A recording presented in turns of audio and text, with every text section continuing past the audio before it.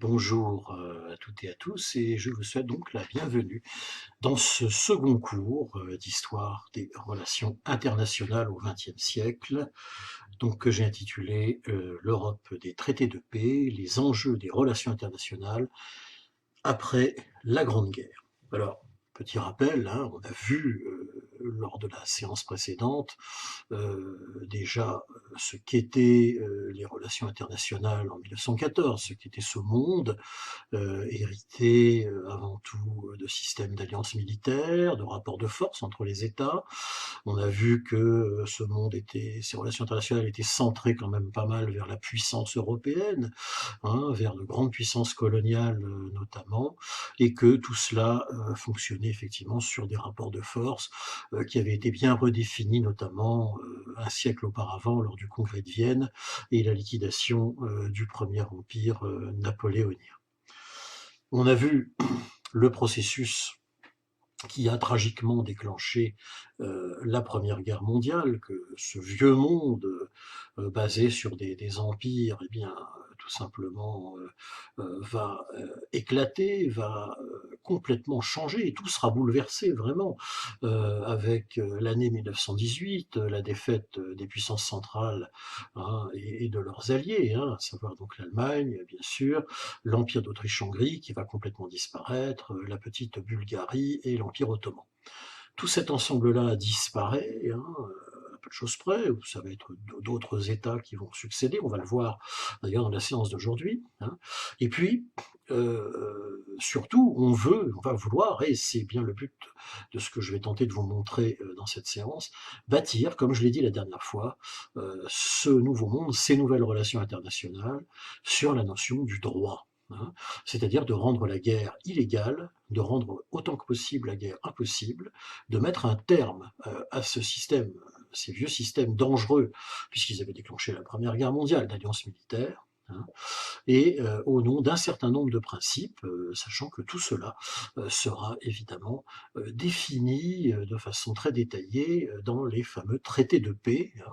C'est une grande particularité de la fin de la Première Guerre mondiale, hein, c'est que toute une série de traités de paix vont être signés, hein, entre les États vaincus et les vainqueurs, hein, afin donc de dessiner les contours un peu de ces nouvelles relations internationales. Alors vont commencer, et on l'a intitulé comme ça dans le plan du cours que vous avez reçu, hein, les années 20, hein, bien sûr.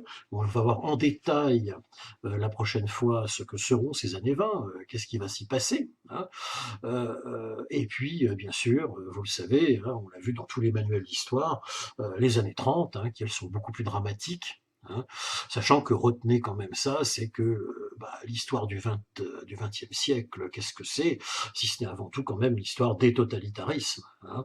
C'est quand même le siècle dès la naissance des trois totalitarismes, on verra ensemble tout ça en détail, hein. D'abord, historiquement, le communisme, hein, ça on va le voir aujourd'hui, hein, c'est prévu, avec l'arrivée, l'éclatement, si je puis dire, de la double révolution russe. Révolution classique dans un premier temps, on en a un peu parlé la dernière fois, puis ensuite une révolution de type nouveau, de type bolchevique communiste, hein, dirigée donc par Lénine, qui va bâtir avec ses camarades ce qui sera le premier État communiste du monde, hein, en tentant, tant que faire se peut, d'adapter, de mettre en place les principes définis, comme vous le savez, par Karl Marx. On aura l'occasion, bien sûr, d'y revenir. Donc un plan en trois parties, hein, le monde en 1920, on va voir un peu ce monde qui naît des suites de la Première Guerre mondiale, dans quel état est-il, hein. Deuxième partie, on va voir évidemment les fameux traités de paix, hein, une nouvelle Europe et un nouveau Proche-Orient, les traités de paix, et puis la troisième partie, on terminera avec la révolution bolchevique et ses conséquences évidemment, hein, qui sont importantes. Alors bon, trois ouvrages que je ne détaille pas afin de ne pas trop dépasser les 90 minutes, et puis deux cartes, une qui vous montre le monde en 1920, c'est assez intéressant puisque c'est une carte qui représente les États membres de la Société des Nations, hein. On va revenir sur cette Société des Nations dont on a parlé la dernière fois, hein. Et puis les États qui ne seront pas encore membres, enfin on verra tout ça en détail, mais ça vous montre, hein, un peu évidemment comment dire, la nouvelle carte un peu, hein, qui succède à celle qu'on avait vue la dernière fois de 1914.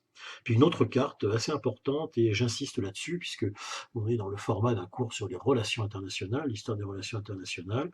On va bien sûr parler des traités de paix qui vont concerner, évidemment, vous avez bien compris, majoritairement l'Europe, hein. Là, cette guerre a été, je vous l'ai dit, hein, principalement focalisée sur l'Europe, hein, et puis surtout en gros sur la frontière franco-allemande, hein.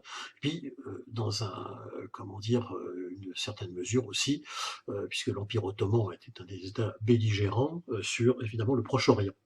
Et précisément, cette carte, cette seconde carte que vous avez là, est une carte qui vous montre en gros le démantèlement de l'Empire ottoman, hein. On essaiera de détailler un peu, dans le cadre de ce cours d'aujourd'hui, les conséquences, hein, du traité de Sèvres, hein, qui est un des fameux traités de paix signés, hein, donc, lors de la conférence de la paix. Il sera signé le 10 août 1920, ce traité de Sèvres, et c'est le traité qui démantèle, hein, l'Empire ottoman au profit de la naissance de ce qu'on appelle encore aujourd'hui la Turquie, hein, la Turquie actuelle.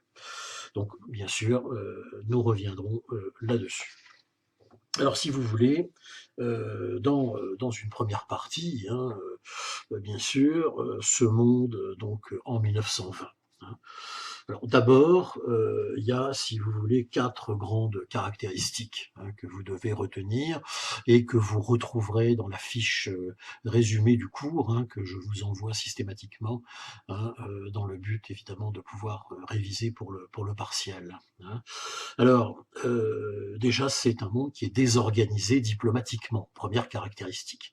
Pourquoi? Hein, parce que les vieux rapports de force qu'on avait connus, ces grands empires donc qui dominaient, tant empires coloniaux d'ailleurs que empires comment dire territoriaux, hein, l'Allemagne, l'Autriche-Hongrie, l'Empire russe, l'Empire ottoman, bah, tout ça, soit ça va être profondément modifié, hein, ou ça va complètement disparaître. Alors ça, évidemment, ça amène une désorganisation diplomatique, mais aussi réorganisation, hein, puisque, vous le savez, hein, la grande caractéristique de ce que les États-Unis et le président Wilson, hein, en participant au conflit en 1917, hein, financièrement, militairement, les États-Unis ont mis comme condition, bien sûr, de faire valoir quand même leur point de vue, hein, pour la réorganisation du monde, ce vieux monde, hein, je vous ai expliqué, hein, tout le 19e siècle et même bien avant, qui avait toujours fonctionné sur les mêmes principes dont on a parlé la dernière fois,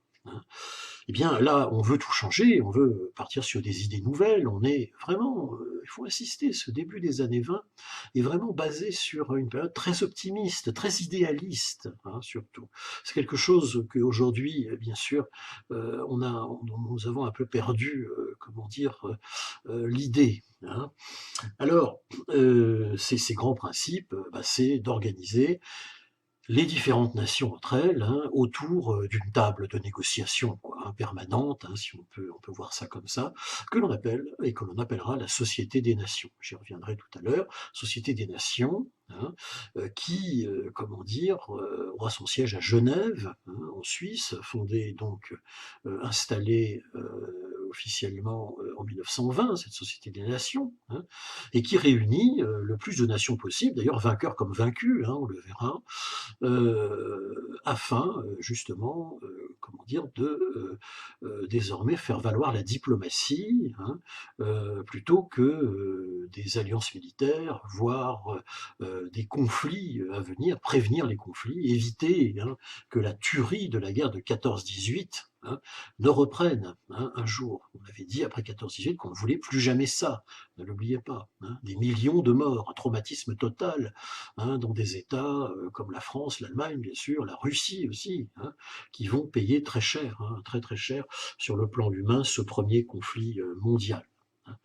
Donc, une désorganisation diplomatique et une réorganisation au nom des fameux principes du droit international, au centre duquel se trouve la Société des Nations, cet ancêtre de l'ONU. Vous savez que l'ONU va naître après la Seconde Guerre mondiale, sera le successeur de la Société des Nations qui, par contre, vieux concept, je précise, certains idéalistes du XIXe siècle, la Société des Nations. On le retrouve chez un certain nombre de philosophes, chez les écrivains aussi, Victor Hugo aussi, beaucoup d'intellectuels du XIXe siècle rêvaient de cela.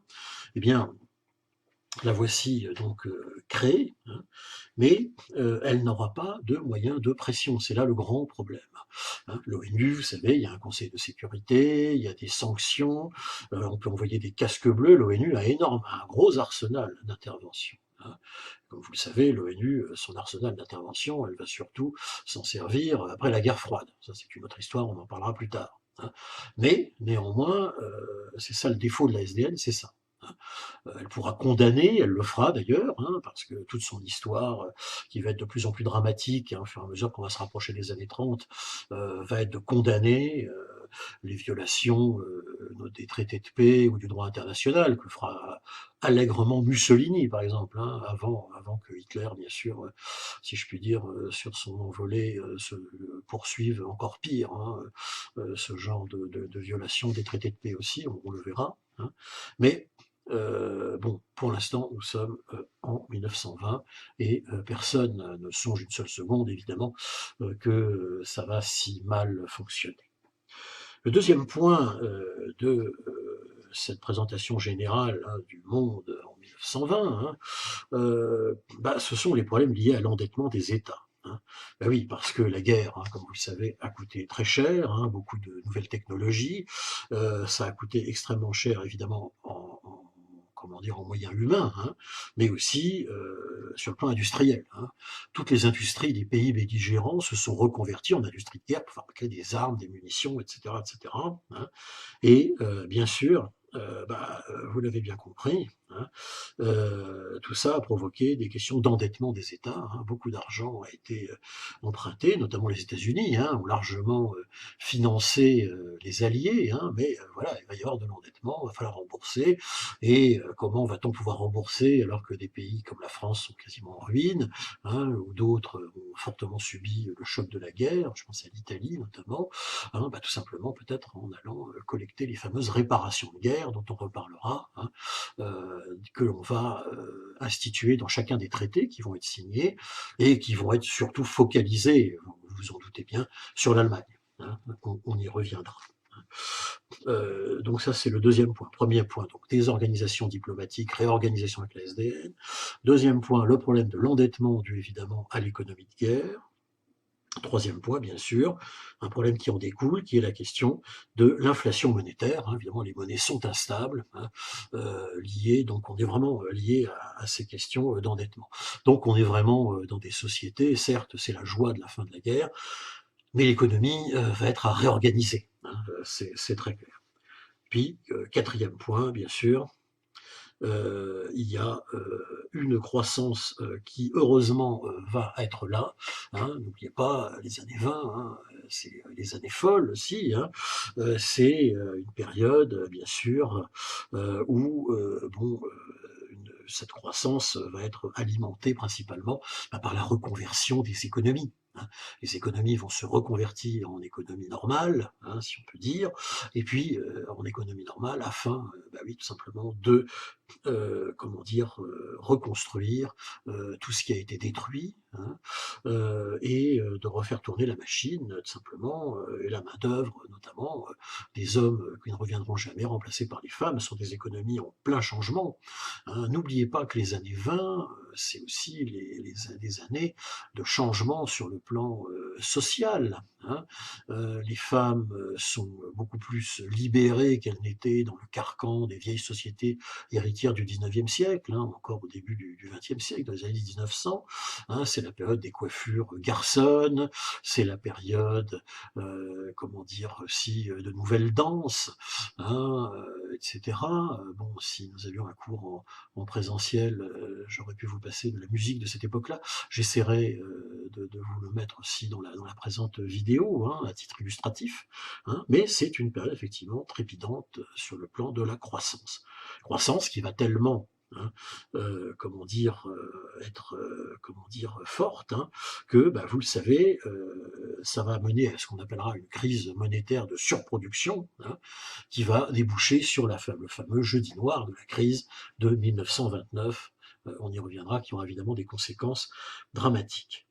Donc voilà un peu les caractéristiques de ce monde en 1920 qui sort principalement bien sûr de l'Europe, hein, qui sort meurtri, hein, de toutes ces années de guerre. On est en plein tumulte et en plus traversé, surtout pour l'Europe de l'Est, hein, l'Europe, disons, successeur des empires, l'Europe centrale, par tout un tas de mouvements révolutionnaires, hein, tous plus, comment dire, dangereux les uns que les autres, parce que étant dans la foulée, bien sûr, de la révolution bolchevique, hein, il faut savoir que des révolutions, hein, des tentatives de révolution bolchevique vont éclater partout, hein, dans les anciennes puissances centrales, en Allemagne, notamment à Berlin, notamment à Munich, à Vienne, capitale de l'Autriche, à Budapest, où même pendant quelques mois, un mini-État bolchevique s'installera, hein. C'est important de le noter, entre mars et juin donc 1919, hein, on appellera ça la République des Conseils, imaginez, une tentative de révolution bolchevique qui aboutit en Europe, on n'avait jamais vu ça, et un peu partout aussi, dans les Balkans bien sûr, où va se former ce qu'on appellera plus tard la future Yougoslavie. Donc une Europe en tumulte profond, mais qui garde néanmoins sa puissance, hein.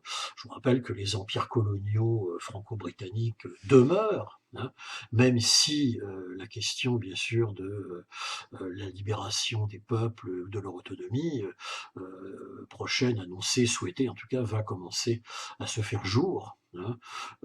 Et comme vous le savez, ça se concrétisera évidemment bien plus tard, après la Seconde Guerre mondiale.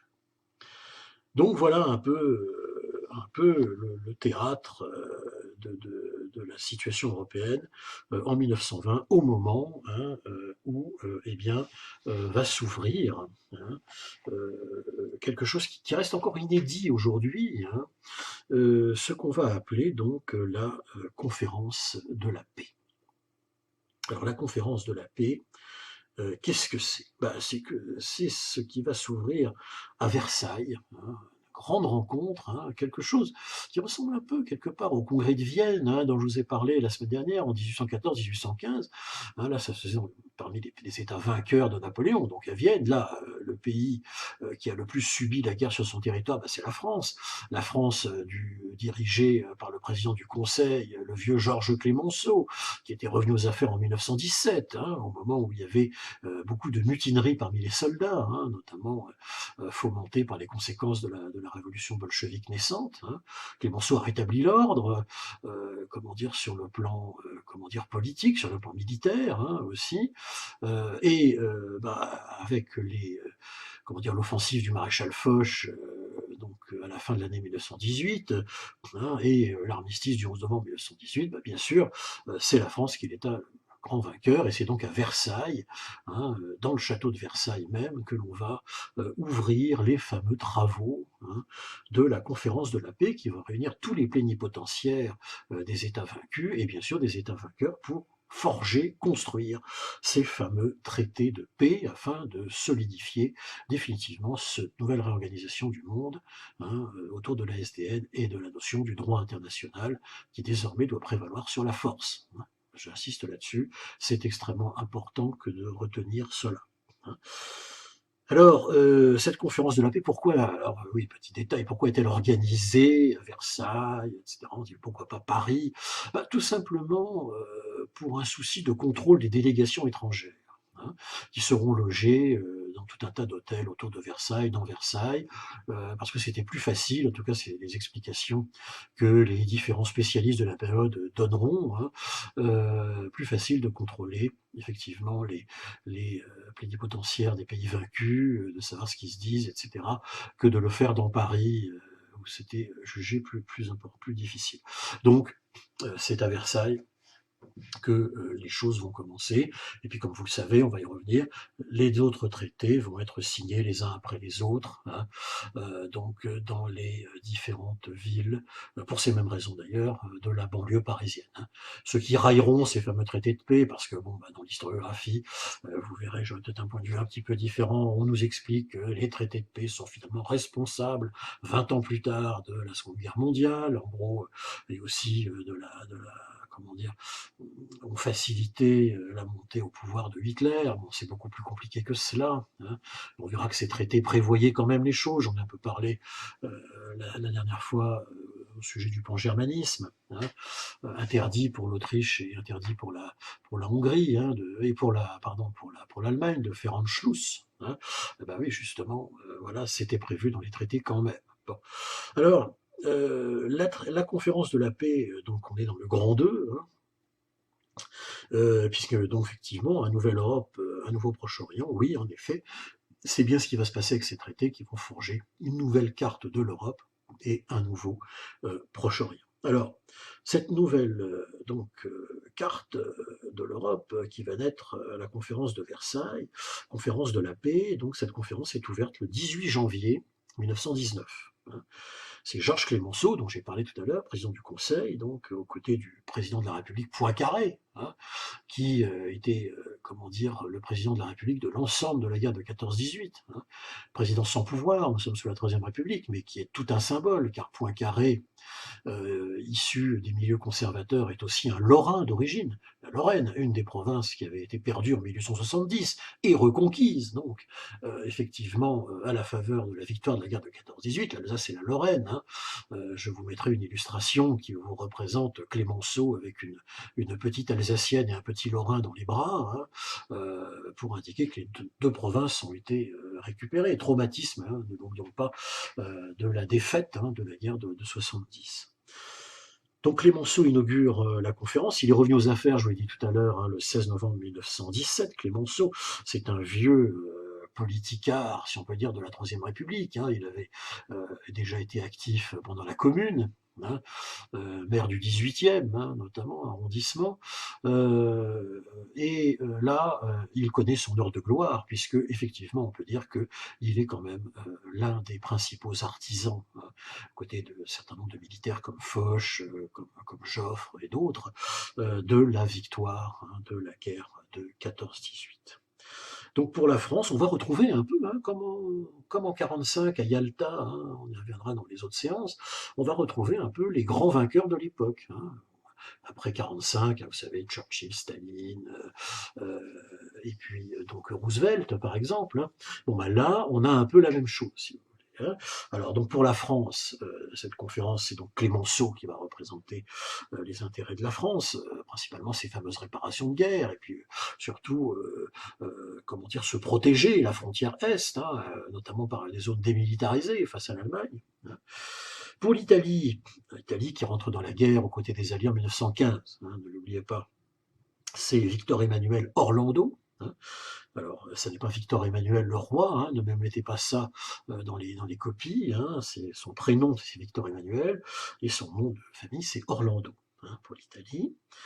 Pour la Grande-Bretagne, qui a joué un rôle important, hein, corps expéditionnaire franco-britannique, britannique, hein, dirigé par Kitchener, notamment sur le front Est, hein, pour la France, hein, et puis bien sûr aussi l'expédition des Dardanelles, même si elle avait échoué. Hein, donc c'est David Lloyd George, hein, Lloyd George pour la Grande-Bretagne. Et puis pour les États-Unis, je l'ai gardé en dernier, c'est le président Woodrow Wilson, président démocrate. Hein. Wilson qui rentre dans le conflit en 1917, hein, qui bien sûr va comment dire, avoir mettre tout le poids économique des États-Unis surtout dans le conflit, et puis Wilson qui va aussi envoyer pour la première fois les boys, hein, les soldats américains qui vont se battre, hein, quand même pendant une bonne année aux côtés des Français. Hein, et des Britanniques, hein, donc quand même c'est important. Et Wilson, je vous le rappelle, arrive avec les vues proposées par les États-Unis, hein, sur le Nouveau Monde. C'est l'entrée, hein, des États-Unis dans les relations internationales modernes, hein, qui se passent à la faveur de la guerre de 14-18 et surtout de la conférence de la paix. Hein. Vous savez qu'après, je l'ai déjà dit la dernière fois, mais notez-le quand même, c'est important, que les États-Unis ensuite sont dans une période d'isolationnisme, hein, et qu'ils ne reviendront pleinement dans le jeu international que, hélas, si on peut dire, à la faveur de la Deuxième Guerre mondiale, du bombardement de la base de Pearl Harbor à Hawaï par les Japonais en décembre 1941. Hein.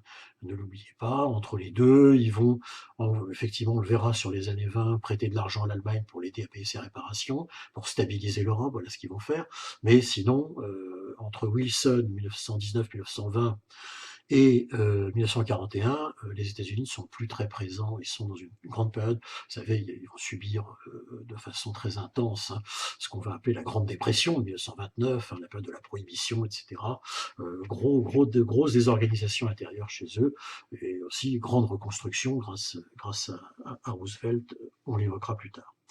Les deux points principaux, je vous le rappelle, que les États-Unis souhaitent voir appliqués dans ces négociations de paix qui commencent, c'est quoi Premièrement, c'est l'idée de créer cette ESDN. Bon, ça c'est acquis, on va la mettre en place, son siège sera à Genève, etc. Il y a quand même jusqu'à 27 nations qui sont rassemblées à la conférence de la paix, c'est important de le dire, c'est absolument énorme pour l'époque. Puis le deuxième point, alors je vous enverrai les 14 points que Wilson souhaite voir appliqués, mais le deuxième point, c'est cette fameuse sentence, si on peut dire, qui est d'avoir le droit des peuples à disposer d'eux-mêmes. C'est-à-dire que les peuples peuvent disposer d'eux-mêmes, c'est-à-dire, en gros, ont droit à l'indépendance, principe qu'on retrouve encore aujourd'hui. Tout ça, c'est très important parce que, si vous voulez, la structuration des relations internationales telle qu'elle va se faire dans les années 1919-1920, que l'on est en train de voir là, on va la retrouver après 1945, même s'il y a la guerre froide, même s'il y a tout ça, vous devez voir, bien sûr, avoir une vision d'ensemble de tout cela, de 1914 au début des années 2000, parce que c'est un empilement, en fait, en quelque sorte, si vous voulez, de principes divers que l'on va retrouver appliqués. Et c'est important justement de le voir dans un continuum historique pour voir justement comment ça évolue. C'est un peu le propos de ce cours. Alors, Wilson, bien sûr, se rend lui-même. C'est une première pour l'époque. Il y a des petits biplans, si vous voulez, de la guerre de 14-18 qui bombardaient les tranchées, etc. C'était une chose, mais il n'y avait pas de vol transatlantique à cette époque-là. Donc Wilson, pour bien marquer l'importance de l'influence des États-Unis, décide de venir lui-même à cette conférence de la paix. Il va arriver à Cherbourg, il va prendre un transatlantique. Il y en avait, rappelez-vous, le Titanic qui avait fait naufrage, n'est-ce pas, dans les années 10. Et oui, avant la guerre de 14, ça existait quand même déjà. Et on mettait une bonne semaine, un petit peu plus peut-être, pour traverser l'Atlantique. Et Wilson prend le bateau, depuis les côtes est américaines, et direction bien sûr Cherbourg, où il va arriver, et terme d'une tournée triomphale jusque Paris, où il arrive donc à la conférence de la paix. C'est la première fois historiquement et dans un cadre comme ça qu'un président des États-Unis fait un tel voyage. C'est important de le noter parce que la symbolique est assez forte. Alors, ces fameux traités de paix, je pense utile quand même, avant de les détailler, ce qu'on va faire ici, évidemment assez rapidement, c'est de vous donner, je pense que ça peut servir, je vous ai donné la dernière fois la définition des relations internationales, si toutefois on peut en trouver une, je vous avais un peu reconstitué. Ici, je vous donne, ça tient sur 2 lignes, c'est très simple, la définition de ce qu'est un traité de paix. Et c'est d'autant plus important que, il va y avoir d'autres traités de paix dans l'histoire des relations internationales, bien sûr, mais le moment où vraiment la version moderne, je précise, puisqu'il y a finalement d'anciens traités dans l'histoire, traité de Westphalie, etc., bien sûr, mais la version moderne du traité de paix, elle naît à ce moment-là. Alors, voilà la définition. C'est une convention conclue entre des chefs d'État. Un traité de paix est une convention conclue entre des chefs d'État. C'est un texte juridique qui règle les litiges entre 2 États ou plusieurs groupes d'États. Donc un traité de paix est une convention conclue entre des chefs d'État. C'est un texte juridique, donc un texte de loi, article, toc, toc, toc. comme l'article par exemple qui va dire que l'Allemagne est principalement responsable de la guerre et doit des réparations, important celui-là. Et donc un texte juridique qui règle des litiges entre deux États ou plusieurs groupes d'États. Voilà, donc je vous conseille de la retenir, ça peut toujours vous servir, même plus tard. Alors, les 14 points donc vont se retrouver au centre. Sachez que dans chacun des traités, eh bien, il va y avoir quand même le préambule de la création de la Société des Nations. C'est important, on va systématiquement le mettre. Et puis, bien sûr, tout va graviter autour de ce principe. Et vous avez bien compris que le principe du droit des peuples à disposer d'eux-mêmes, regardez la carte qui va naître, cette carte de l'Europe des années 20, ou celle du Proche-Orient que je vous ai envoyée aussi avec le plan du cours, c'est quoi? C'est la mort des grands empires.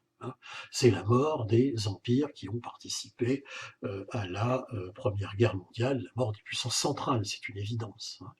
L'Allemagne, on va le voir, la République de Weimar va rester relativement homogène, même si elle perdra des territoires. Mais par contre, les deux grands empires, ils vont être touchés par ce principe. C'est l'empire, alors en premier, je fais exprès de le décaler d'ailleurs, l'empire ottoman, traité de Sèvres, on en parlera tout à l'heure, parce que il va être complètement démantelé, ce traité, cet empire ottoman, et pour donner naissance, en gros, à la carte du Proche-Orient actuel. Pour le meilleur et pour le pire, comme vous vous en doutez. Puis l'autre, évidemment, je vous le donne en mille, c'est une de mes, d'ailleurs, marottes historiques, c'est la dissolution de l'Empire d'Autriche-Hongrie. C'est-à-dire qui, je vous le rappelle, de fait, s'est désintégré avant, évidemment, les traités de paix. Les peuples ont proclamé leur indépendance à Prague, à Budapest même, concernant la Hongrie, qui est un État évidemment considéré comme vaincu, mais qui en même temps, là, trouve son indépendance, si vous voulez, ou la retrouve plutôt historiquement, si on peut dire. Et donc, c'est évidemment la fin de l'éclatement de l'Empire d'Autriche-Hongrie au profit de la naissance de toute la carte de la Mitteleuropa, de l'Europe centrale, dont on a déjà parlé la dernière fois. Donc, voilà un peu, si vous voulez, l'ambiance dans laquelle les plénipotentiaires vaincus vont arriver de manière successive à Versailles et dans les autres villes où vont se signer les fameux traités. Alors le premier d'entre eux, de tous ces traités, c'est le traité de Versailles. Le traité de Versailles, signé le 28 juin 1919. Alors lui, il est vraiment signé dans la galerie des glaces du château de Versailles, et je le dis tous les ans, mais je pense que c'est important pour votre culture. Sachez qu'il est signé, que les plénipotentiaires allemands de la République de Weimar vont le signer en dessous d'un tableau du peintre Lebrun qui représente une victoire de Louis XIV contre donc la Prusse de l'époque. Alors évidemment, c'est tout un symbole, et évidemment les Alliés, et particulièrement les Français ont choisi le lieu exprès, c'est la revanche de 1870. Rappelez-vous qu'en 1870, où a été proclamée l'unité allemande par Bismarck, et donc évidemment son Kaiser de l'époque, dans la galerie des glaces du château de Versailles. Donc je vous laisse imaginer, c'est un peu un retour du berger à la bergère, comme on dit. Alors ce traité de Versailles, donc vous voyez, on a mis 6 mois à le constituer, 28 juin 1919, puisque les travaux sont ouverts en janvier, donc ça vient assez rapidement. Et voici les principales clauses. Ces principales clauses, elles sont bien connues, mais il faut ici les rappeler. Donc l'État qui succède à l'Allemagne, c'est-à-dire la République de Weimar, a une armée réduite à 100 000 hommes, perd ses colonies. Rappelez-vous, l'Allemagne, comment dire, flamboyante de la fin du XIXe siècle, qui commençait à se tailler un empire colonial pour essayer de rivaliser avec la France et la Grande-Bretagne. Ces colonies, c'est terminé. Elles sont elles vont toutes être réparties entre les vainqueurs, principalement français et britanniques. La rive gauche du Rhin, exigée par le vieux Clémenceau, hein, sera une zone démilitarisée. Hein. Donc tout ce qu'on appelle la Rhénanie, hein, c'est-à-dire l'autre côté du Rhin, hein, c'est que le Rhin détermine d'un côté vous avez l'Alsace et de l'autre côté évidemment vous avez l'Allemagne, et bien la rive gauche, hein, la région rhénane, sera démilitarisée. C'est une région qui sera considérée comme une région tampon, une région vide, ce sera l'Allemagne bien sûr, mais il n'y aura pas de troupes allemandes. On veut vraiment là se prémunir de risques futurs. Hein. Parce qu'on sait bien que ce traité de Versailles va être jugé comme quelque chose de très dur pour l'Allemagne. Hein, et que Clémenceau n'est pas dupe, même si Clémenceau meurt en 1929. Clémenceau sait très bien, et il l'écrira d'ailleurs, je vous recommande de trouver en bibliothèque peut-être les écrits de Clémenceau, il a beaucoup écrit, c'est un grand écrivain Clémenceau aussi, hein. Et sur le retour, le danger du retour de la puissance allemande. Hein. Hélas, bah oui, on ne l'écoutera pas, hein, mais ça, on aura l'occasion d'en reparler. Quatrième point important à retenir du traité de Versailles, c'est le fameux article, alors je vous avais dit que c'était un texte juridique, un traité de paix, il y a donc des articles, l'article 231, hein, l'article 231 du traité de Versailles, où l'Allemagne est jugée comme la principale responsable de la guerre, et sera donc soumise à des réparations de guerre. Les autres aussi, hein, l'Autriche, la Hongrie, la Bulgarie, voire même l'État successeur que sera la Turquie. Mais le seul pays où on va vraiment se focaliser, si vous voulez, pour qu'il paye les réparations, ce sera l'Allemagne. Ça, c'est très important, c'est le grand enjeu des années 20 dont je vous parlerai la prochaine fois. Et donc on lui réclame, si vous voulez, la valeur. Alors après, on jugera de cette valeur, donc qui sera chiffrée d'ailleurs, annoncée comme plus tard, mais on chiffre déjà un éventuel montant des réparations. Elles ne sont pas dans le traité, hein, mais elles sont déjà chiffrées, ça fuit dans la presse de l'époque, à l'équivalent de 269 milliards de marques or. Alors, faire la comparaison avec l'euro actuel n'aurait pas beaucoup de sens, mais retenez tout simplement que c'est une somme absolument gigantesque. Hein, et que bien sûr, vous comprenez très bien, même si le montant des réparations va être fixé plus tard, hein, en 1920, on le verra d'ailleurs la prochaine fois, hein, que l'Allemagne de toute manière hein, est dans un état pire ou moins bien encore que la France. Je vous rappelle, plus de 2 millions de morts, hein, on l'a dit la dernière fois, que l'Allemagne, bien sûr, ne pourra pas payer hein, ces fameuses réparations, et ça va évidemment poser tout un tas de problèmes dans les années 20, voire au-delà. On aura l'occasion d'y revenir. On continue de dérouler, si vous voulez, les fameux traités.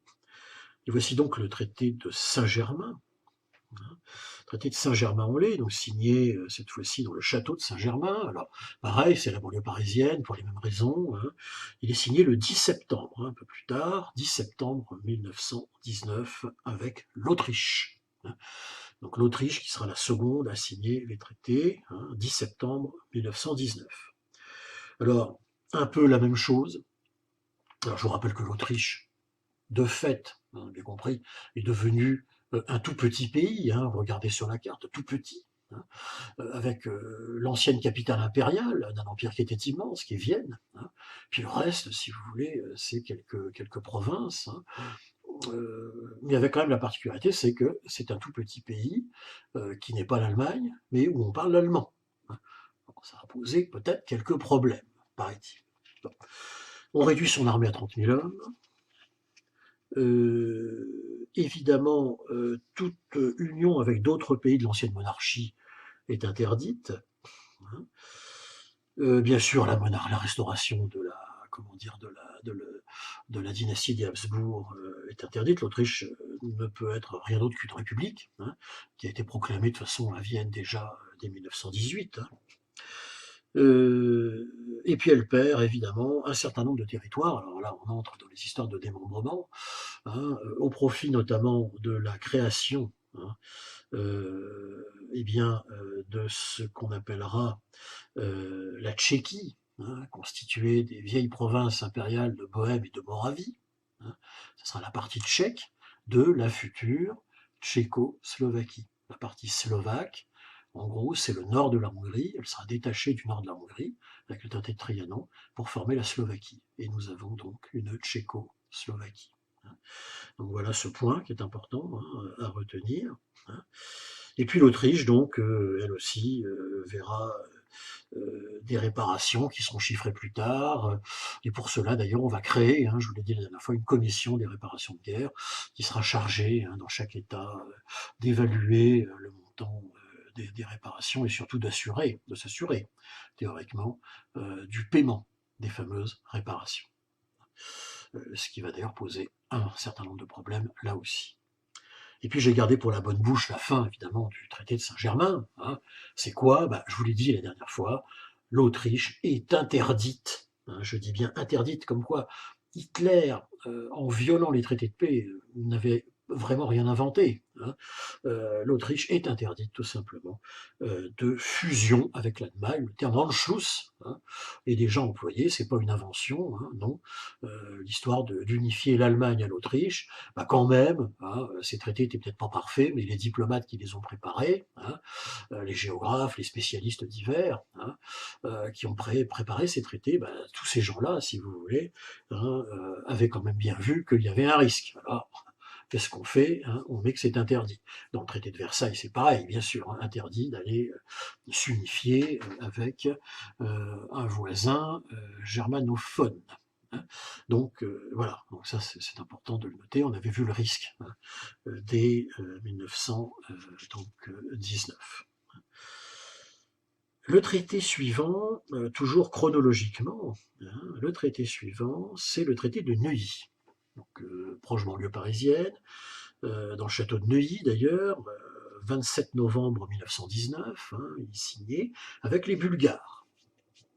La Bulgarie, c'est le seul État vaincu qui n'était pas un empire. C'est facile à retenir, petit royaume balkanique, j'ai déjà expliqué, qui avait eu pas mal de faveurs en matière territoriale lors de tout simplement sa libération du joug ottoman au XIXe siècle, qui en avait perdu pas mal, qui avait participé aux deux guerres balkaniques de 1912 et 1913 pour, essayer de récupérer les territoires perdus, mais hélas sans grand succès, et qui là voit entériner donc avec le traité de Neuilly tout simplement des pertes de territoire relativement importantes.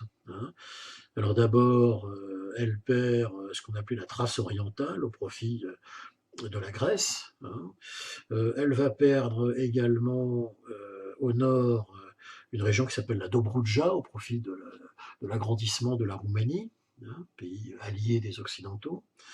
Et puis à l'est, elle va perdre un territoire que, alors là, elle considérait comme étant le berceau de la culture, de l'empire, du vieil empire bulgare des XIIe, XIIIe siècles, qui est donc la Macédoine, au profit là, de la création de la fameuse Yougoslavie dont je vous ai déjà parlé. Donc ça va créer tout un tas d'instabilités dans les Balkans, ce traité de Neuilly. Et spécificité, la Bulgarie se voit fixer le montant de ses réparations.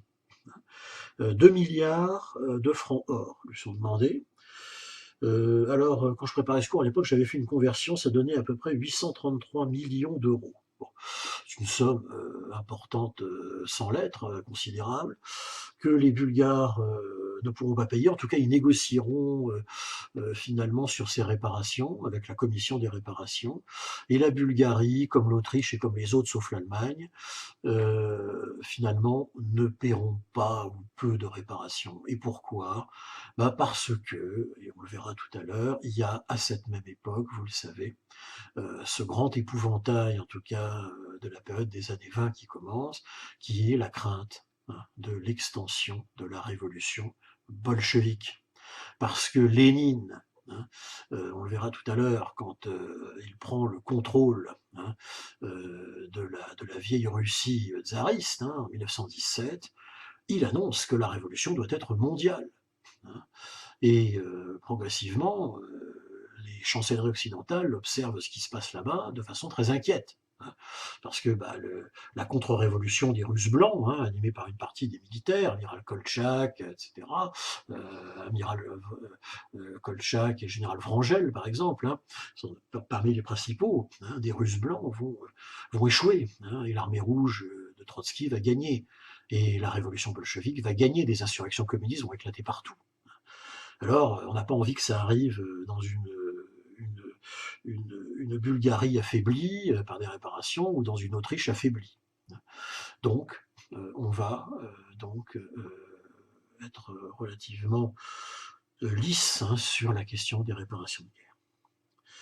Ensuite, voilà donc un peu ce qui concerne la Bulgarie, mais sachez que, effectivement, la question de la Macédoine, notamment, perdue par les Bulgares, va être un facteur déstabilisant dans la naissance de la future Yougoslavie, hein, de l'entre-deux-guerres. Hein, c'est important de le retenir, le sud-est européen donc sera toujours quand même une zone de tension internationale à cause du traité de Neuilly. Ça, c'est quand même tout à fait clair. Hein. Donc voilà pour l'année 1919. On voit déjà donc que va se former, que entre en gestation une nouvelle carte. Hein. Je vous ai rappelé la dernière fois, hein, que suite au traité de Brest-Litov, on a les 3 États baltes qui vont naître au nord, hein, Estonie, Lettonie, Lituanie. Hein. Ils seront indépendants jusqu'en 1939, ces États baltes, hein, donc des alliés importants pour les Occidentaux. Au sud, on sait, il y a la Pologne, hein, donc c'est toujours cette nouvelle carte de l'Europe, la Pologne qui naît de quoi? Tout simplement des territoires que la Russie tsariste avait perdus, hein, et qu'elle n'a pas récupérés, évidemment, suite à la paix blanche de Brest-Litovsk. Hein. Donc là, on va faire une Pologne, hein, partie aussi en gagnant un peu de territoire sur l'Allemagne, mais pas tellement quand même. Hein, cette Pologne qui, comme vous le savez, aura un débouché sur la mer, hein, qui sera la ville de Danzig, hein, Gdansk. Hein, et entre les deux, vous avez 2 morceaux de la Prusse allemande, dont la Prusse orientale. C'est le fameux corridor polonais. On en reparlera. Vous savez que ce corridor polonais, c'est ça que Hitler va utiliser pour déclencher quand même la Deuxième Guerre mondiale. C'est quand même pas rien. Hein, mais on aura l'occasion, évidemment, d'en reparler, vous l'imaginez bien. Alors, autre chose au sud, hein, de tout cela, il y a la Tchécoslovaquie, je vous l'ai dit, hein, la Bohème-Moravie, qui donc a été, détachée donc de l'Autriche, hein, et au profit de la partie tchèque, donc qui désormais va apparaître, hein, autour de Prague, puis la Slovaquie qu'on va détacher du nord de la Hongrie, hein, pour former la Tchécoslovaquie. Hein. Et puis aussi un peu de territoire de l'ancien empire aussi, d'une région autour de Cracovie, hein, qui permettra de donner donc une partie sud, hein, vraiment très centre-européenne, à la fameuse Nouvelle-Pologne. La Pologne qui avait disparu, hein, depuis 1815. Hein, parce que qu'est-ce qu'il y avait avant là, hein? Bon, alors si on remonte très lointain, au XVIIIe siècle, la région est envahie et comme vous le savez, Louis XV va héberger le roi de Pologne, Stanislas, hein, à Nancy. Hein. Ensuite, il y a toute la période de la Révolution française. Napoléon va recréer avec ses conquêtes un grand-duché de Varsovie. Hein. Puis ce grand-duché de Varsovie, vous imaginez bien que le congrès de Vienne en 1814-1815 va s'en débarrasser et va le restituer évidemment à un des grands vainqueurs de l'Empire contre Napoléon, qui est évidemment le tsar, hein, le tsar de la Russie de l'époque. Hein. Voilà. Donc, 1918-1920, je vous l'ai dit, c'est le retour de triomphe des puissances occidentales, en quelque sorte, et donc la Pologne réapparaît. Hein, voilà, donc ça c'est très important de le noter, ce sera un des pays majeurs, hein, pro-occidentaux, autant qu'ils pourront le faire, les pauvres, pendant toute la période qui va suivre des années 20 et des années 30. Et puis avant d'aborder la suite, bien il faut parler donc de ce qui va se passer au début des années 20. Il y a encore 2 traités à venir. Hein.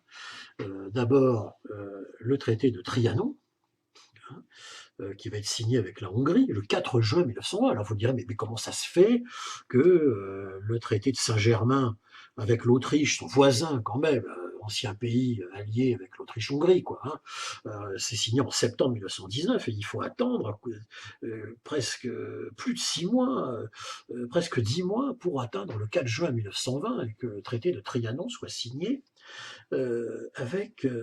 avec la République hongroise. Comment se fait-il? Bien parce qu'entre-temps, je vous l'ai dit tout à l'heure rapidement, eh bien, la crainte, l'angoisse des puissances occidentales de voir l'extension de la révolution bolchevique, ben, elle s'est matérialisée au moins une fois. Ailleurs, si vous voulez, ce sont des tentatives de révolte, de révolution qui sont toutes écrasées, largement soutenues par les Occidentaux d'ailleurs, hein, vous imaginez, hein, les troupes occidentales qui parfois se trouvent encore dans la région. Hein. Mais là, ce qui se passe en mars 1919, alors qu'on avait un État hongrois qui aurait le successeur hein, du royaume hein, qui aurait probablement été signé un traité de paix fin 1919, hein, comme bah oui, mais ça n'arrive pas parce que là, bah, en mars 1919, il y a une prise de pouvoir sur le mode soviétique, sur le mode de Lénine déjà, un coup d'État hein, d'un groupe communiste autour d'un leader qui s'appelle Bela Kun, hein, Bela, B-E-L-A, Kun, K-U-N, hein, et qui prend le pouvoir à Budapest et proclame une république des conseils, c'est-à-dire une république des soviets. Hein. Vous savez, conseil égale soviet. Hein. Donc c'est un soviet, ce sont des soviets, hein, une république des conseils qui s'installe, hein, une république sœur, hein, qui s'installe, sœur de Moscou, qui s'installe à Budapest. Imaginez, en plein cœur de l'Europe centrale, en plein remodelage, hein, avec l'influence des vainqueurs qui désormais est partout. Hein. Voilà que des communistes arrivent au pouvoir. Alors évidemment, on est en mars 19, la Russie est en pleine guerre civile, hein, russe blanc, j'ai dit tout à l'heure, contre bien sûr les bolcheviks à Moscou. Hein. Et donc, bon, évidemment, Moscou ne peut pas, à part verbalement, ne peut pas envoyer de troupes pour, comment dire, soutenir Bella Kun et ses bolcheviks. Mais ce qui va arriver entre mars et juin, juillet, août 1919, bah, c'est tout simplement l'écrasement hein, de cette république communiste de Hongrie. C'est ce qui explique le retard. Les Occidentaux vont récupérer ce qui reste de troupes, notamment à partir de la Roumanie, hein, pour, comment dire, eh bien, monter une opération interalliée, comme on pourrait dire aujourd'hui, hein, pour converger sur Budapest et écraser cette République des conseils. Ce qui va être fait, mais ça va prendre un certain temps. Hein. Il y a une guerre, hein, une véritable guerre qui a lieu. C'est quelque chose qui est évoqué dans un film. Alors j'aime bien faire quelques références de films quand même, pour sortir un peu de l'histoire vraiment didactique comme celle qu'on fait là. C'est le film Capitaine Conan. Excellent film de Bertrand Tavernier, film des années 90, qui raconte, alors c'est avec Philippe Torreton, principal acteur, qui raconte un peu l'histoire, si vous voulez, au travers d'un soldat de l'armée d'Orient, dont j'ai déjà parlé la dernière fois, qui se trouve donc dans cette région entre Bucarest et Budapest, et qui donc ça explique un peu tout ce qui se passe à la fois pendant la guerre elle-même, donc avec le front bulgare, et puis après ce qui se passe pour la remise un peu en ordre, si je puis dire, de la région dans les années justement 1919-1920. Excellent film, Capitaine Conan, on le trouve très facilement en streaming ou tout simplement en DVD pas cher, quoi. Voilà, si jamais ça vous intéresse. Et si ça vous intéresse davantage, sachez que j'ai fait un article là-dessus, en communication d'un colloque. Si ça vous intéresse, je peux vous envoyer le texte. C'est une analyse du film, justement, par rapport aux événements historiques de cette époque-là. Alors ce traité de Trianon, évidemment, la révolution bolchevique de Bella Kun est écrasée, Bella Kun va partir à Moscou, bon évidemment se réfugier là-bas, d'ailleurs dont il ne reviendra pas vraiment, Staline se débarrassant de lui, si ma mémoire est bonne, dans les années 30, mais ce qui succède à l'été 1920, eh bien, ce sont à la fois les troupes interalliées envoyées pour écraser la révolution bolchevique, mais surtout un personnage que les Occidentaux ont décidé de soutenir en Hongrie, et retenez bien son nom, parce que ce personnage va jouer un rôle extrêmement important dans les années 20 et les années 30, c'est l'amiral Miklos Horthy. Qui est donc cet amiral? Qu'est-ce que un amiral vient donc faire dans cet État continental qui est la Hongrie post-1914-18? Eh bien, c'est un ancien haut fonctionnaire militaire de l'Empire d'Autriche-Hongrie, un Hongrois donc, qui effectivement commandait une bonne partie de la flotte austro-hongroise, hein, qui, je vous le rappelle, existait puisqu'elle était dans la mer Adriatique, hein, via les ports de la partie croate de l'Empire. Et Horthy, donc évidemment personnage, vous imaginez, particulièrement anticommuniste et ultra-réactionnaire, va être soutenu, hein, par les Occidentaux, si vous voulez, pour évidemment participer à la coalition qui va écraser, hein, la révolution bolchevique, et il va entrer, je vous mettrai les images, euh, il va entrer dans Budapest à l'été 1919 sur son cheval blanc, hein, pour bien montrer que là, désormais la révolution hongroise s'est terminée. Il va y avoir évidemment une terreur blanche terrible, répression. Il y avait eu une terreur rouge avant, hein, je précise, du temps de la République des Conseils. Succédera donc une terreur blanche avec exécution sommaire. Enfin, je vous passe tous les détails, mais on connaît très bien ça encore aujourd'hui dans ce genre d'événements. Donc, Horthy sera soutenu par les Occidentaux, va s'installer une sorte de monarchie constitutionnelle, mais sans roi en Hongrie. Hein, Horthy prendra le titre de régent. Hein. Un régent, c'est quoi? C'est un personnage qui fait l'intérim, hein, entre deux souverains, le souverain déchu, mort, et le futur souverain. Sauf que le futur souverain, il n'y aura jamais, parce que c'est évidemment compris, interdit par les traités de paix. Donc il va rester au pouvoir, là, en tant que régent, avec des différents premiers ministres d'un régime parlementaire, qui va devenir de plus en plus réactionnaire, de plus en plus révisionniste, de plus en plus anti-occidental. Et vous le savez bien, la Hongrie, qu'est-ce qui va lui arriver? Dans les années 30, elle va se rapprocher de Hitler, comme d'ailleurs pas mal d'autres pays d'Europe centrale. On aura l'occasion, évidemment, d'y revenir. Alors, donc pour cette raison-là, effectivement, le traité de Trianon est signé très tard, le 4 juin 1920, et là, vous avez bien compris, vous vous souvenez de la structure de l'Empire, dont j'ai parlé la dernière fois, la partie qui comportait le plus de nationalités, justement, le plus de peuples qui vont demander leur détermination à disposer d'eux-mêmes, leur droit à disposer d'eux-mêmes, c'est la Hongrie, hein, en tout cas pour l'Europe. Hein. Et donc, ça mène à quoi? Au démantèlement du vieux royaume de Hongrie, hein, qui va alors avoir une armée réduite à 35 000 hommes, dans le traité de Trianon, 4 juin 1920, 35 000 hommes. Son territoire perd, accrochez-vous, presque 200 000 km². C'est énorme, c'est du jamais vu. Hein. On passe de 283 000 km², qui était le territoire du royaume de Hongrie avant la guerre, du temps de l'Empire, hein, à 93 000 km². C'est une réduction tout à fait considérable et qui va alimenter un révisionnisme anti-traité de paix, vous l'avez bien compris, largement pendant une bonne partie de l'entre-deux-guerres. La population, évidemment, même problème, passe donc de 18,2 millions d'habitants, il y avait les premiers recensements à l'époque, hein, un peu avant la guerre de 14, à 7,6 millions. Il y a donc, hein, vous avez bien compris, une minorité de près de 11 millions de Hongrois, qui vont devenir des minorités nationales, évidemment, qui vont se retrouver dispatchés un peu partout, tout autour de la carte de la Hongrie. Évidemment, ce sera un facteur de déstabilisation, je ne vous le cache pas. On y reviendra, bien évidemment. Alors la Hongrie, faisons le tour de la carte, hein, que de toute façon vous avez, hein, va perdre des territoires partout. Bon, alors,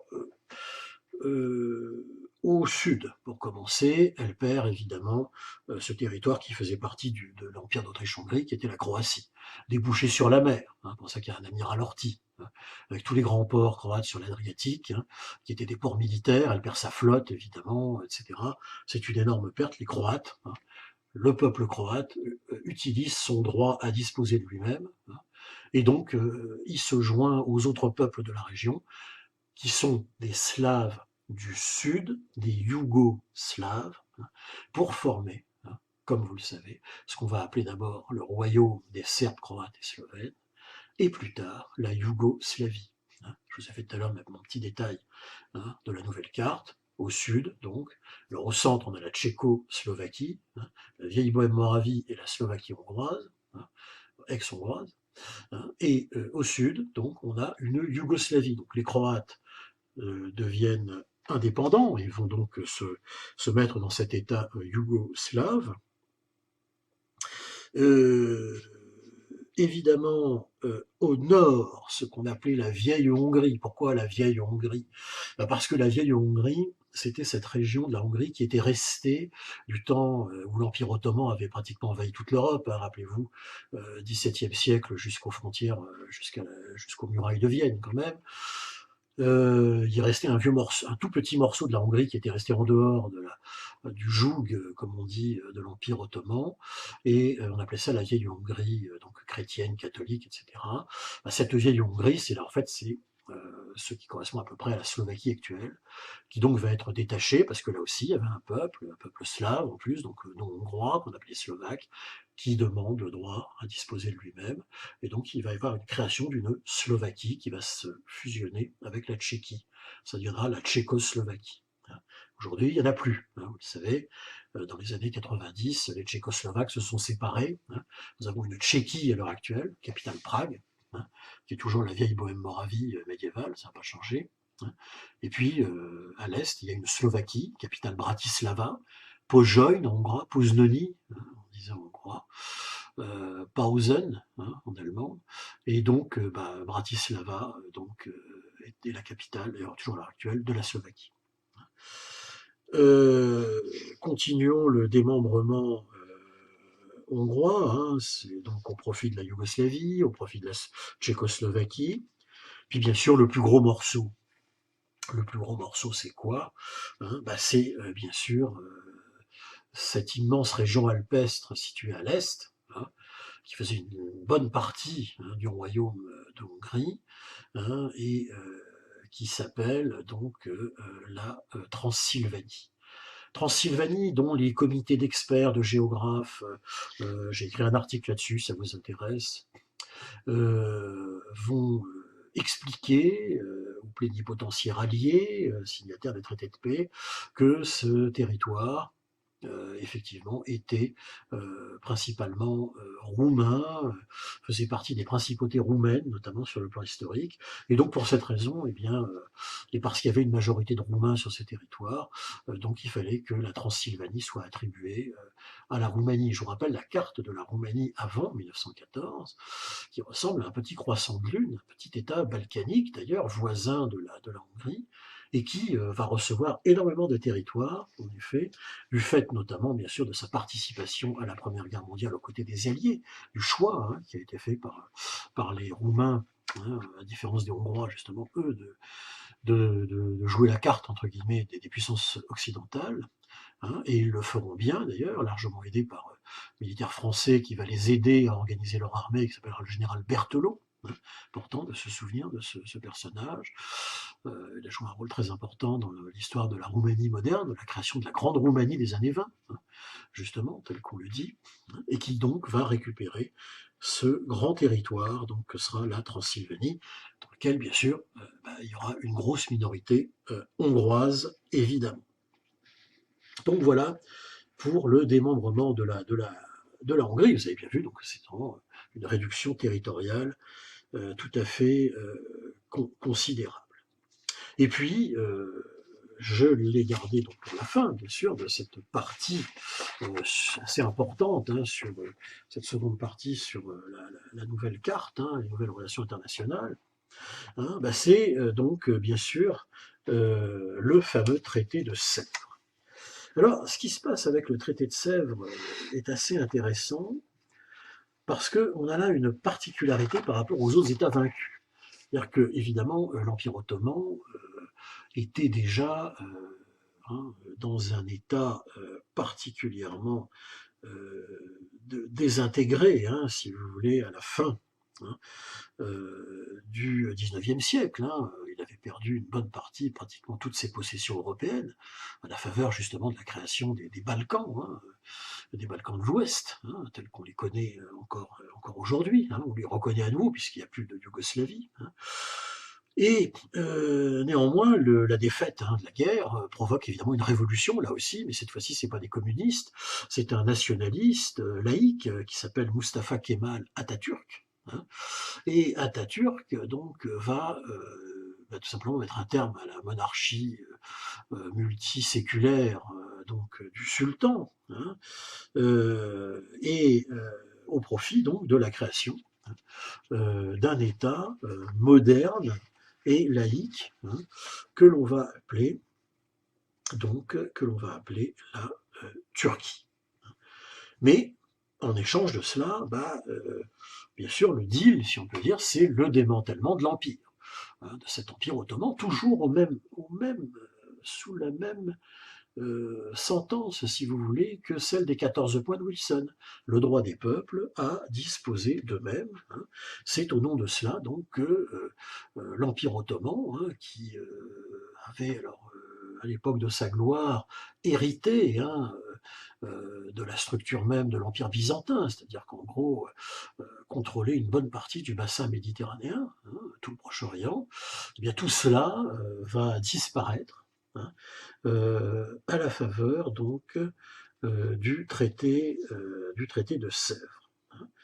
Alors si on jette un œil sur la carte, hein, dès 1920, on voit donc apparaître, hein, tout un tas d'États, hein, successeurs de l'Empire ottoman. Alors d'abord la Syrie, hein, la Palestine, le Liban, l'Irak, qui vont toutes être placées sous mandat, hein, de la SDN. C'est-à-dire c'est la SDN, la future Société des Nations, hein, dont on a parlé tout à l'heure, hein, qui va gérer, hein, ou faire gérer par les États membres de la SDN ces nouveaux États, hein, qui donc deviennent indépendants: Syrie, Palestine, Liban, Irak, hein. C'est pour ça que vous avez ces fameuses frontières, hein, on a l'impression souvent tracées au cordeau comme ça vient de là, hein. Et donc c'est la France qui va recevoir un mandat sur le Liban et la Syrie. Tiens, intéressant ça sur le Liban. Rappelez-vous des relations historiques, hein, dont parlent encore les politiques actuelles d'amitié entre la France et le Liban.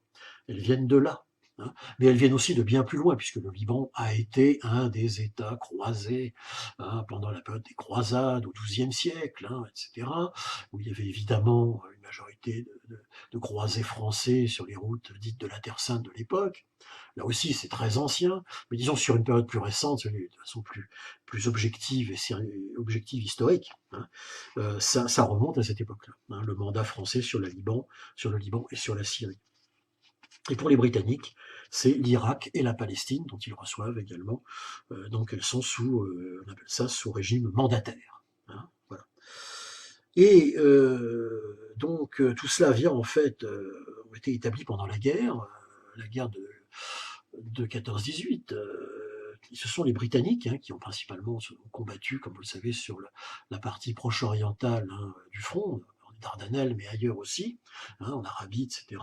C'est la période de Laurence d'Arabie. Relisez les romans Sept piliers de la sagesse écrits par Laurence d'Arabie. Ça raconte en partie ça. Ou allez voir le film si vous ne l'avez pas vu, hein, ça évoque, hein, toute cette partie, hein, de la période où les Britanniques, hein, sont en conflit direct avec l'Empire ottoman pendant la guerre de 14-18, et on résulte de ce qu'on appelle les fameux accords Sykes-Picot, dont on vous a parlé encore récemment, hein, quand il y a eu tous les problèmes de l'État islamique, etc., il y a quelques années en Syrie, rappelez-vous, et dans une partie désintégrée de l'Irak, hein. Et bien justement, on avait rappelé à cette époque-là que les frontières avaient été déjà prévues en fait dès 1916, hein, par les accords Sykes-Picot par les Britanniques, et elles sont bien sûr britanniques, en Bretagne, État vainqueur, elles sont bien sûr entérinées, hein, par le traité de Sèvres, 10 août 1920. La péninsule arabique aussi, hein, largement libérée entre guillemets par le colonel Laurence d'Arabie, passe donc sous contrôle des Britanniques. Pareillement, la Tunisie, l'Algérie, hein, vont passer sous le contrôle de la France. Tout ça, c'était des États qui étaient plus ou moins inféodés, si vous voulez, à l'Empire ottoman. Donc, pareil, on donne un contrôle mandataire, hein, à la France, hein. Et de même également les provinces cyrénaïques, hein, et de la Tripolitaine, qui forment la Libye actuelle. Là aussi, je vous renvoie sur la désintégration de la Libye. On a dit que la Libye était toujours un État qui avait une existence en fait éphémère, hein, et que par contre son ancienne identité, si vous voulez, hein, ces anciennes identités territoriales étaient les régions contrôlées par l'Empire ottoman, hein, et donc la Cyrénaïque et la Tripolitaine. Et à la chute de Kadhafi, rappelez-vous, il y a quelques années, on a vu ressurgir, tiens comme par hasard, ces identités territoriales. Eh bien, elles sont placées sous mandat, là aussi, hein, cette fois-ci, de l'Italie, qui, vous avez bien compris, va transformer tout ça assez rapidement, elle, en un empire colonial, hein, via Mussolini dans les années 20. L'Égypte, elle est placée sous mandat britannique. Donc vous voyez à quel point hein, le démantèlement de l'Empire ottoman, hein, est lourd, hein, d'un certain nombre quand même de conséquences. Hein. Je pense que c'est important donc de le mentionner. Hein. Alors il faudra attendre le traité de Lausanne, hein, le 24 juillet 1923, pour qu'une paix définitive, hein, soit définitivement signée avec la Turquie moderne d'Atatürk. Hein. Mais néanmoins, voilà ce qu'on observe. Un peu plus loin, parce qu'on aura l'occasion effectivement probablement d'en reparler, notamment quand on évoquera la dissolution de l'URSS, donc après la guerre froide. Hein. Il faut noter que dans les articles 62 et 64, hein, on note le principe de la création d'un territoire autonome pour les Kurdes. Ah bah oui, hein, le fameux Kurdistan qui n'a jamais vraiment existé, ou qui existe par sa région autonome actuellement dans le nord de l'Irak, bah ça vient de là aussi, parce que c'est un peuple qui a voulu jouir de son droit à disposer de lui-même. Encore une fois, la source, donc principalement traité de Sèvres, traité de Lausanne. Retenez-le, c'est extrêmement important. Et en allant encore plus loin, bien sûr, on a l'autorisation de la création d'une Arménie. Et oui, c'était aussi une des minorités de l'Empire ottoman, il y en avait beaucoup. Hein. Les Arméniens ont plus de chance parce qu'il y aura une république socialiste d'Arménie qui va naître, en effet, hein, qui va exister dans l'Union soviétique. Hein. Mais le reste restera sous domination des autres États. Hein. Je ne détaille pas ici, nous n'avons pas le temps, la question du Haut-Karabakh, qui est cette enclave arménienne en territoire azerbaïdjanais. Tout ça fonctionnait, si je puis dire, normalement du temps de l'Empire soviétique, hein, mais bien sûr, depuis l'indépendance des différents États, ça, comme vous l'avez bien compris, posait beaucoup de problèmes. Si vous avez suivi l'actualité récente, eh bien, vous avez pu le constater. Donc voilà pour ce qui est principalement, hein, de la question du traité de Sèvres. Alors on va se demander évidemment quelles sont les conséquences, si vous voulez, les conséquences de ces fameux traités, hein, de paix, parce qu'il y en a. Hein. Mais comme vous l'avez vu, je crois, essayer de vous l'avoir montré, ces traités ne sont pas principalement les fautifs qui mènent à la Deuxième Guerre mondiale. C'est plutôt la façon dont on les a appliqués, hein, dont on a appliqué comment dire, l'exécution de ce qui était demandé dedans, que oui, en effet, on s'est précipité assez rapidement dans un second conflit mondial. Il faut quand même dire qu'avec 3 totalitarismes sur le bras en Europe, Staline, Mussolini et Hitler, on ne peut pas vraiment dire, si vous voulez, que les partisans de la démocratie et du dialogue auront été tellement aidés. Voilà, je crois que ça c'est quand même un point de vue assez objectif sur la période qu'on va traiter pas mal dans les semaines qui viennent, qu'on appelle l'entre-deux-guerres. Alors, première chose, évidemment, comme conséquence, bah, c'est la question des minorités, évidemment. Vous avez bien compris, hein, que la principale conséquence, hein, des traités de paix, qui dissolvent des empires, on vient de voir l'Empire ottoman, on a vu le royaume de Hongrie, ça va être de donner naissance à des minorités un peu partout. Alors, les traités de paix, toujours hein, comportent tous, hein, en préambule, une déclaration sur les droits des minorités. Hein. Il faut savoir qu'on fait signer, hein, aux principaux belligérants, donc aux vainqueurs, aux vaincus, hein, que on reconnaît le droit, un certain nombre de droits, aux nouvelles minorités qui vont apparaître sur le territoire du fait de la constitution de ce nouveau territoire. Hein. Alors, bien sûr, Ces questions des minorités rapidement au nord, ça va être le problème de la minorité hongroise, le problème de la minorité pardon, allemande, hein, que l'on va trouver en Pologne, hein, on va la trouver un peu partout, mais surtout concentrée sur le fameux corridor polonais, hein, du port de Danzig, Gdansk, hein, dont je vous ai déjà parlé. Hein. Il y a une minorité allemande qui est là et qui va être largement exploitée par Hitler. Au sud, minorité allemande aussi dans la région des Sudètes, hein, qui va former toute la frontière, comment dire, à l'ouest entre la Tchéquie, hein, la Tchécoslovaquie et l'Allemagne, hein, minorité allemande des Sudètes. Hitler s'en servira en 1938, hein, on aura l'occasion de revenir sur ce point. On continue de descendre donc évidemment la carte.